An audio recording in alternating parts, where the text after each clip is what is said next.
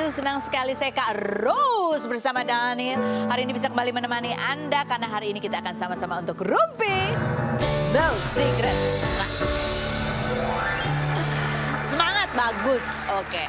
Untuk menambah semangat kita hari ini, seperti biasanya yuk kita ke pojokan untuk membahas hal-hal yang menjadi sorotan kita hari ini. Berita hot baik yang datang dari dunia nyata maupun dari dunia maya.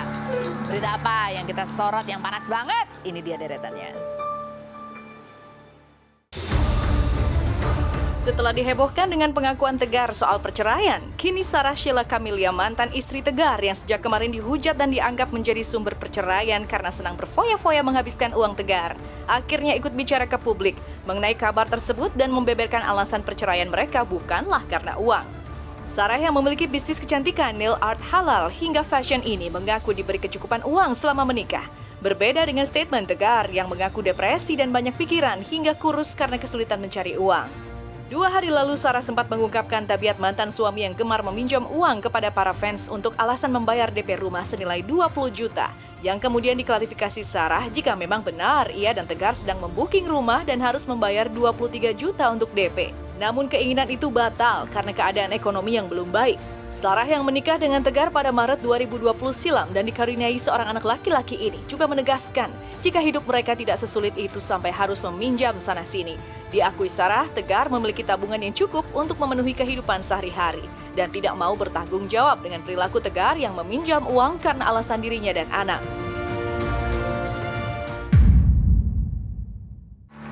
Hari ini kita punya banyak bintang tamu dengan berbagai cerita ya. Ini penggabungan antara artis yang memulai karirnya dari lama banget dan artis yang memulai karirnya dari kecil banget gitu ya.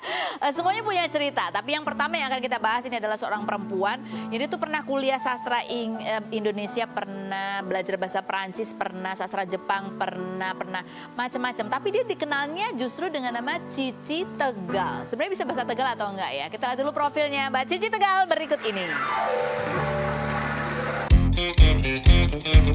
Cici Tegal, artis dan komedian berusia 60 tahun ini dikenal karena bermain dalam acara lawak bersama grup komedi Bagito yang terdiri dari Miing, Didin, dan Unang pada 1993 di mana karakter khasnya sebagai mbok-mbok dengan logat Tegal meskipun ia bukan asli Tegal bahkan tidak paham bahasa Tegal. Anak sematawayang ini hanya tinggal dengan ibunya sejak bayi karena orang tuanya berpisah dan ibunya meninggal pada 2008. Perempuan yang pernah menjadi saksi kasus korupsi pengadaan alat kesehatan mantan Kemenkes Siti Fadila karena menerima uang sebesar 500 juta rupiah ini pernah berkuliah mengambil jurusan bahasa Inggris dan bahasa Jepang serta kursus bahasa Perancis. Bahkan Cici juga sempat 4 kali pindah tempat kerja dalam waktu 3 tahun. Benarkah Cici Tegal ingin segera hengkang dari dunia entertain yang membesarkannya? Dan benarkah sampai sekarang Cici masih berstatus single? Saksikan kisah selengkapnya hanya di Rumpi No Secret.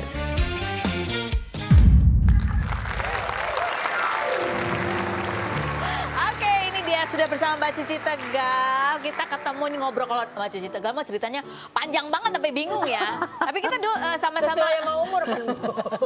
Kita sama-sama UI loh ya. Tapi Mbak Cici kan ada sastra kan? Iya. Sastra Inggris, Jepang juga. Ya. Tapi sambil kerja waktu itu ya. Sambil kerja, betul. Jadi makanya waktu itu kerjanya di bandara, masih kerja sama dengan Charles de Gaulle. Makanya aku harus kursus Perancis Bahasa Perancis. Untuk jadi apa kayak guide gitu sama pegawai sana dan pegawai sini. Oh gitu ya, karena sambil kerja akhirnya ya yang satu di Cengkareng, satu di Depok, agak susah ya. Betul. Tambahan lagi waktu itu punya pacar yang tidak sama sekali mendukung gitu. Kerjanya ngomel terus gitu. Kamu tuh udah kerja, udah sekolah. Kapan waktu untuk aku gitu ya? Kok persis banget ngomong kayak gitu. Terus? Jadi, ya kesel aja. Kesel gitu. aja. Akhirnya yang bubar apanya? Kuliahnya apa pacarnya? Dua-duanya. Dua-duanya bubar ya. Tapi kita lihat nih profil perjalanan karir Mbak Cici Tegal ya, dari komedian sekarang lebih banyak memang di dunia sinetron. Seperti apa kita lihat dulu kompilasinya berikut ini. Itu awal mula masuk di dunia televisi ya, Iya. diajak sama Bagito ya? Iya betul, nggak tahu malu sih ya kalau Nggak dari tahu. itu. Sekarang Tapi itu malu. apa logat Tegal itu memang bisa beneran tahu bahasa Tegal? Maksudnya bukan cuma Tegal aja, kalau ketemu Sunda aku otomatis ngikut Oh, bisa Sunda. gitu. Kalau Padang, maksudnya logatnya ya. Logatnya, Heeh. bener atau enggaknya? Wassalam, Wassalam. alam. Dia kan pernah belajar sastra Inggris, pernah Jepang, pernah. Iya. Coba dong masih ada inget gak sepatah dua patah kata? Oh kayaknya kalau Jepang hilang sama sekali, tapi kalau parler français un petit peu seulement. Oh, ya. parler français. Wah, Puri pernah Oui. punya pacar orang Prancis dulu? Ya, Oui, oui, oui, oui, oui. non, non, Non, non, non, non. Jamais, jamais. Oh ya, sebong-sebong tau lah ya. Enak, sebong. Bogasong saya tahu, bogasong. Dia kan nggak ngerti kan, ini bahasa Perancis yang sedikit-sedikit gitu ya. Iya. Dulu kan sempat kuliah sambil kerja. Kerjanya bahkan di bandara gitu kan. Bandara, di airlines, Di airlines dua kali, pernah. terus di kedutaan Amerika. Di kedutaan juga pernah. Terakhirnya di asuransi. Terakhir asuransi. Asuransi minyak. Asuransi minyak. Iya. Dulu itu bisa jadi komedian tuh ketemunya sama Bagito tuh gimana sih ceritanya? Emang udah dipilih kali ya sama yang di atas. Jadi aku tuh saat itu masih di perusahaan reasuransi dan itu minyak. Jadi stres banget lah gitu karena sekali ada klaim itu pasti udah yang jutaan US dollar gitu dan ngitungnya amat sangat susah. Dan kerjaan tuh segini tiap hari. Nah, saking kerjaannya segini jadi aku tuh kadang suka ngoceh sendiri gitu. Ya, apa gitu. Ternyata itu lucu. Oh. Adalah sekretaris baru masuk gitu. Rupanya dia ngamatin gitu ya. dengerin. Mbak Cici kok lucu banget sih kalau lagi sibuk, kalau lagi ngomel gitu. Aku kenalin yuk, masih Miing Bagito itu. Oh, sama Mas Ternyata Miing. dia temenan. Oke, terus? Diceritain lah rupanya, ini ada cewek rumahnya ada gila nih gitu.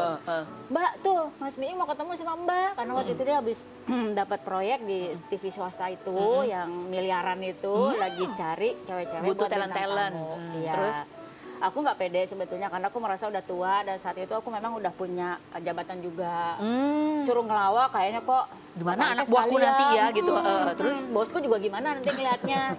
Cuman enggak Mbak, temenan aja dulu. Temenan, ngobrol, terus lama-lama tertarik. Mbak udah nyobalah gitu, nyoba latihan, ngomongnya cocok, TikToknya cocok, terus udah nyoba syuting nih Mbak sekali, bercandaan aja kok gitu. Bercanda terus Dan ternyata enak gitu ya, maksudnya ya fun gitu. menikmati. Menikmati karena kan kita bercandaan. Iya. Walaupun sebelumnya sih pasti stres lah. Iya, gitu. karena kan baru pertama kali Baru ya. pertama kali. Lalu bos bilang apa? Anak bos bilang apa?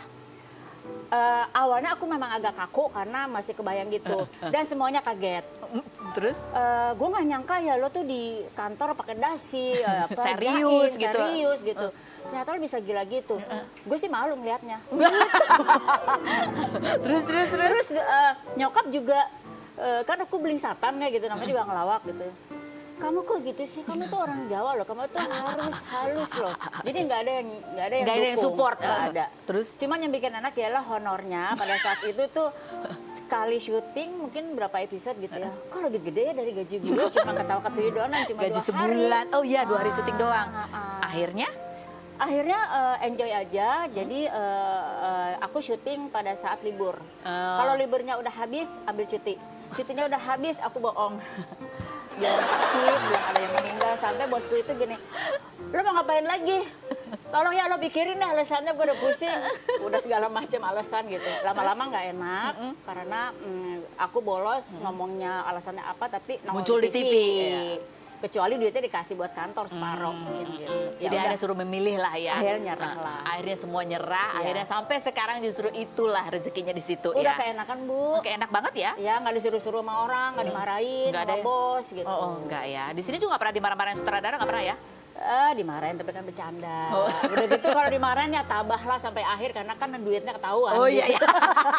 Oke, sekarang kita menuju ke mystery box. Silakan Mbak Cici. Ada mystery box, silakan. Mbak Cici berdiri di sebelah sini. Masukkan tangannya aja, silakan di rogo-rogo sebelah situ ya, biar jangan kelihatan. Oke, silakan masukkan tangannya ke dalam sini. Barang apa sih? Oh, pokoknya seru deh pokoknya barangnya. Masukkan. Ambil benda yang kira-kira, nah ini sih kayaknya yang dituju. Allah Akbar. Betul benyek. Apa ya? Terus Basah, lanjut. Cin? Ya basah tapi nggak berbahaya. Yuna? Tahu-tahu nyokot nggak sih? Enggak ada yang nyokot. Bismillah. Jilat-jilat dikit. Nah, itu dia. Ini? Ya. Ini Ya, apa? ambil. Plastik? Nah. Piring? Ambil. nggak cacing ambil. dong? Bukan. Nggak bisa Bu. Bisa di. Apakah ini? Ini adalah roti sobek, tapi yang benar sebenarnya roti sobek gula ya. Yang aku suka itu gula sama mentega doang. Mentega Iya, doang. jadi kalau ini kan cheese sama coklat. Ini udah mulai agak modern ya. Iya, Yang betul. punya cerita itu adalah roti sobek dengan mentega dan gula. Ada cerita apa? Nah, duduk sini, Mbak. Wah, ini plastik-plastik ada basah-basah. Nyokot enggak.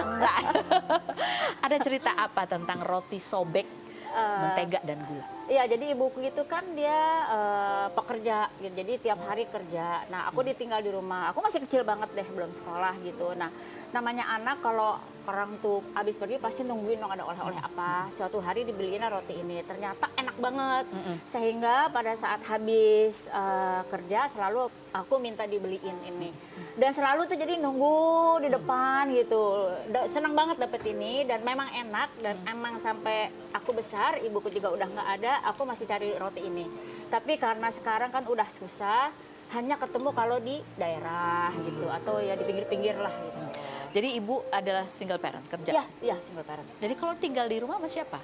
Dulu sih sama nenek. Sama nenek? Nah, nenek meninggal ya udah akhirnya kita berdua aja. Sampai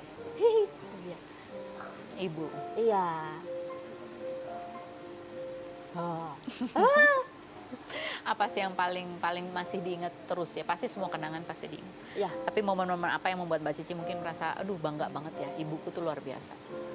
Mungkin aku ikut kerja kerasnya ya, karena lihat dari kecil ibuku tuh pontang-panting gitu ya, kerja buat aku, buat adik-adiknya gitu. Jadi aku juga sekarang selalu dipesenin memang sama nyokap, kamu tuh jangan cengeng ya, jangan dikit-dikit nangis gitu karena, dan kamu harus ingat kamu tuh hidup sendiri. Jangan nyusahin orang. Semua orang lagi punya urusan masing-masing gitu. Jadi jangan cengeng, jangan dikit nangis gitu. Jadi pada saat ibu tuh meninggal, aku nahan supaya nggak nangis gitu. Sampai kayak gitu. Akhirnya 3 bulan aku stres berat gitu karena mungkin nggak keluar ya di sini gitu. Akhirnya aku sampai ke kayak ke ustadz gitulah. Nggak tahu diapain, pokoknya dipegang dadanya gini langsung wah gitu, langsung nangis. Lega sih. Jadi menahan kesedihan karena ingat pesan ibu nggak Iya, boleh nangis. Iya nggak boleh cengeng intinya gitu. Jadi memang aku tuh kecil nih, dulu kan nari Bali gitu ya.